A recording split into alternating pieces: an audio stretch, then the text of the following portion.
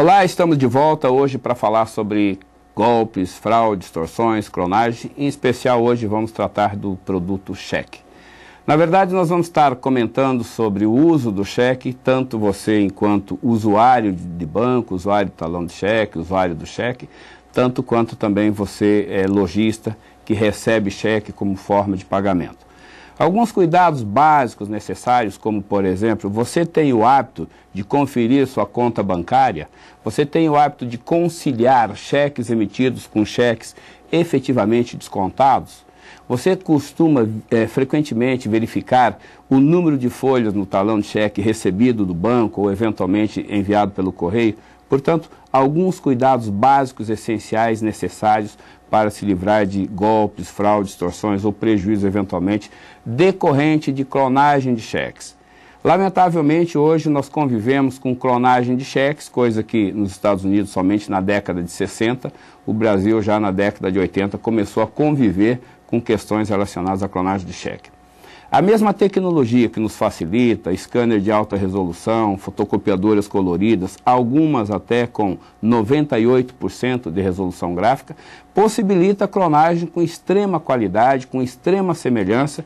Portanto, temos em mãos aqui uma infinidade de cheques de vários bancos diferentes e todos eles, à luz de quem conhece efetivamente o ambiente bancário ou para o usuário do banco, na verdade são muito parecidos com cheques verdadeiros. Entretanto, cada um deles tem uma história diferente. Por exemplo, CMC7. Você sabe o que é a CMC7? CMC7 é a tecnologia que possibilita, que permite com que o cheque seja debitado na tua conta. Então, a partir dessa numeração, o banco debita na conta do emitente.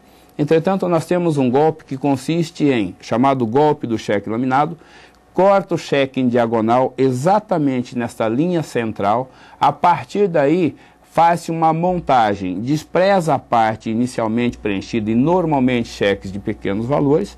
A partir daí, possibilita com que o falsário corte o cheque na diagonal, a partir de uma folha de cheque do mesmo banco, porém de qualquer pessoa, clona-se aí um cheque ou monta-se um cheque utilizando essa parte superior do cheque, alterando, obviamente, valores extenso e numeral.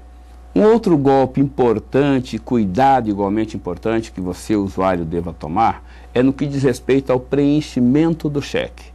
Primeiro, evite preencher mecanicamente. Circunstância em que lhe é oferecido o preenchimento via máquina, ou seja, senhor, por favor, só assine o cheque, a máquina preenche. Na verdade, esse preenchimento incorre num risco muito grande, porque alguns estabelecimentos, dependendo do equipamento utilizado, ele é um toner. Essa impressão jato de tinta ou impacto, na verdade, é um toner. E sendo um toner, é um pó. E sendo um pó, é uma partícula. Logo, há uma fraude que consiste em colocar este cheque, e normalmente cheques de pequenos valores, são colocados no micro-ondas. A partir de uma determinada temperatura, desintegra o toner da personalização e certamente o falsário terá de você um cheque assinado em branco.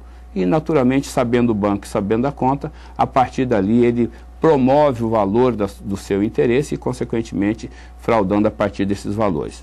Uma outra dica importante com relação ao preenchimento do cheque: evite o uso de caneta que possa ser ofertadas por terceiro, de pessoas estranhas.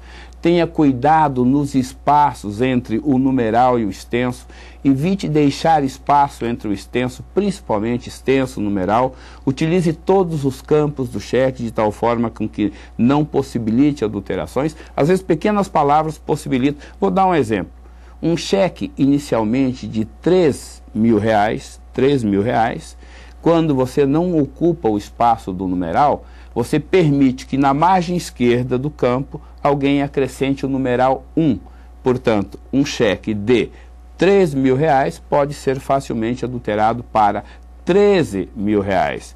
E principalmente quando o preenchimento no extenso ocorre da seguinte forma: 3 TIRZ, ou seja, possibilita com que alguém colocando 1 passe para R$13.000. Então, a partir do ZE, acrescenta-se a letra E, o cheque sai de R$3.000 para R$13.000. Alguns cuidados ainda importantes com relação ao receber um cheque: coloque o dedo na margem esquerda do cheque na tentativa de identificar a microserrilha, ou seja, originário de um talão de cheque. Quando você está de posse de uma folha, a microserrilha identifica se ele efetivamente é um cheque autêntico ou não. O cheque clonado certamente não terá a microserrilha.